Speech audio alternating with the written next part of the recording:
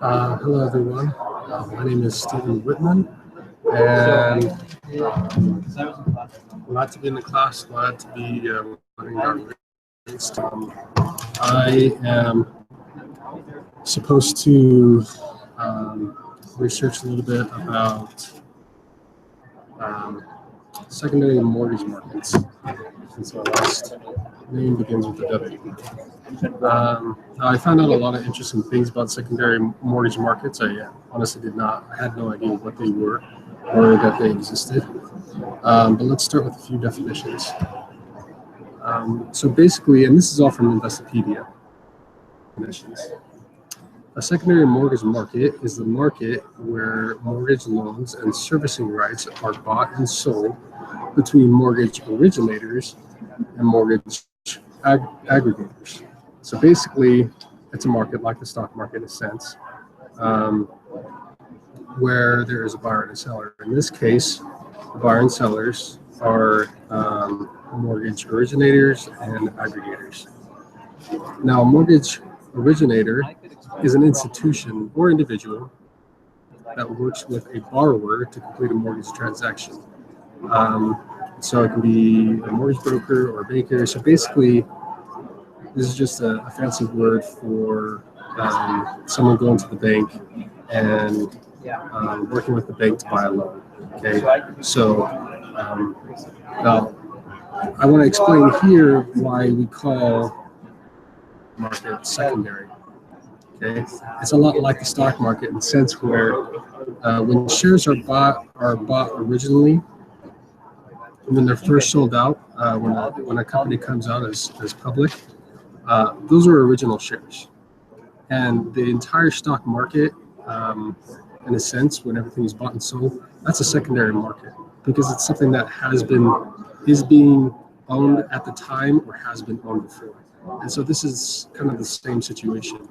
A mortgage originator is just anybody or an institution that had an original mortgage. And this original mortgage, if something happens, if they can't pay it, or if they want to sell it, and whatever means, it goes to the secondary mortgage market and is bought and sold. And it is bought by what are called mortgage aggregators. Party involved with secondary mortgage market that purchases mortgages from financial institutions. So what do mortgage aggregators get from buying these secondary mortgages? So aggregators earn profit by purchasing individual mortgages at a lower price and selling them at premium. So that's just like the stock market. They want to buy low and sell high. And how they make these old mortgages attractive is by pooling them together. Okay, by creating what's called a mortgage-backed security. And again, to securitize something is to pool financial assets, which mortgages are, and they create something that's more secure, something that's less risky. Like I said, it becomes a mortgage-backed security. So these aggregators sell these mortgage-backed securities and to investors. And so why would investors buy these mortgage-backed securities? I'm going to read some of this, but I'm going to explain in my own words as well. Purchasing an MBS for short tends to be far less risky compared to purchasing an individual mortgage, as the pools of mortgages diversifies the source of the individual's mortgage's income stream. And that's kind of like, what's the word?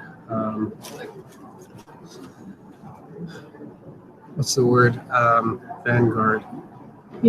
They use mutual funds. So they pull together lots of different stocks.